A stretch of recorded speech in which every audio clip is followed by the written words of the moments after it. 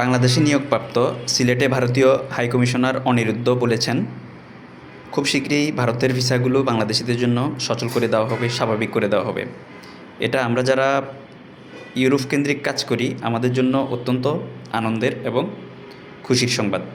কারণ বিগত দিনে ভারতীয় ভিসা জটিলতার কারণে অনেকেই দিল্লিতে অবস্থিত ইউরোপের বিভিন্ন এম্বাসির ডেট পাওয়া সত্ত্বেও যেতে পারে নাই। আমরা আসলে চাই রাজনীতির জায়গায়, কিন্তু প্রতিবেশী রাষ্ট্র হিসেবে ভারত এবং বাংলাদেশের সম্পর্কটা যেন স্বাভাবিক থাকে, স্থিতিশীল থাকে।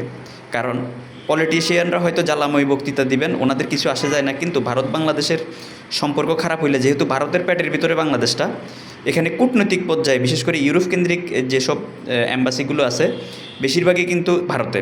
বাংলাদেশে কিন্তু অনেক ইউরোপের এম্বাসি নাই। তো সেই ক্ষেত্রে আমরা কিন্তু ভারত যাওয়াই লাগে। তো ভারত বাংলাদেশের সম্পর্কটা স্বাভাবিক থাকা মানে ইউরোপের ভিসা প্রত্যাশীদের জন্য প্রতিবন্ধকতা যেটা থাকে সেটা দূর হওয়া। আমরা বিগত দিনে রোমানিয়া নিয়ে অনেক কাজ করছি, কিন্তু ভারতীয় ভিসা জটিলতার কারণে সক্ষমতা থাকা সত্ত্বেও কিন্তু আমরা রোমানিয়ার কাজ করার জন্য আগাতে পারি নাই। এখন ইনশাল্লাহ যেহেতু নতুন সরকার আসছে, ভারতের সাথে বাংলাদেশের সম্পর্কটা ভারতের দিক থেকেও বোঝা যাচ্ছে অনেকটা স্বাভাবিক হবে। আমরা রোমানিয়া নিয়ে, তারপর আপনার পর্তুগাল নিয়ে এবং স্লোভেনিয়া, স্লোভাকিয়া, বুলগেরিয়া, যে সকল দেশগুলো আপনার ভারতীয় দূতাবাস, এই সকল দেশগুলোই মূলত ভিসা দিচ্ছে, এই সকল দেশগুলো নিয়ে আবার কাজ করতে আমরা আগ্রহ প্রকাশ করবো এবং স্বাচ্ছন্দ্য বোধ করবো, এবং আমাদের শঙ্কা আতঙ্ক যেটা সেটা কেটে যাবে। তো বন্ধের মধ্যেও কিন্তু আমরা ভারতীয় ভিসার ব্যাপারে যথেষ্ট হেল্প করেছি, যাকে যেখান থেকে যেভাবে পারছি। হয়তো বা এক চান্সে ভিসা কম হয়েছে, বেশিরভাগই 2 বা 3 বার আবেদন করা লাগছে। হয়তো এই ভোগান্তিটা থেকে মানুষ রক্ষা পাবে, যেহেতু সম্পর্ক স্বাভাবিক হচ্ছে, প্রথম চান্সে ভিসা পাওয়া যাবে। তো আপনারা যারা ইউরোপ কেন্দ্রিক কাজ করবেন, ভারতীয় ভিসা যেহেতু স্বাভাবিক হচ্ছে, যেই দেশগুলো ভিসা দিচ্ছে সেই দেশগুলোতে ট্রাই করেন। ভুল সময় ভুল দেশ ট্রাই করে মানুষকে ভোগান্তিতে ফেলার কোনো যুক্তিকতা নেই। আর ভারতের ভিসা সংক্রান্ত যে কোনো ধরনের তথ্য এবং পরামর্শের জন্য সবসময় আছি, থাকবো।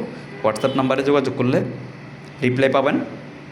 আর হচ্ছে ভারতের ভিসাটা যেহেতু স্বাভাবিক হচ্ছে, আমরাও চাই ইউরোপের কাজগুলো বেশি বেশি হোক।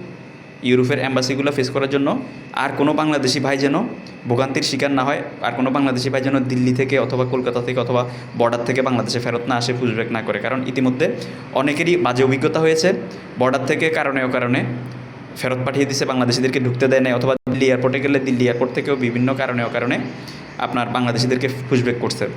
তো এই জিনিসটা আশা করি স্বাভাবিক হবে, কারণ নতুন সরকারের সাথে এবং দিল্লির সাথে এখন কিন্তু একটি শীতল হাওয়া বইতেছে সম্পর্কের মধ্যে।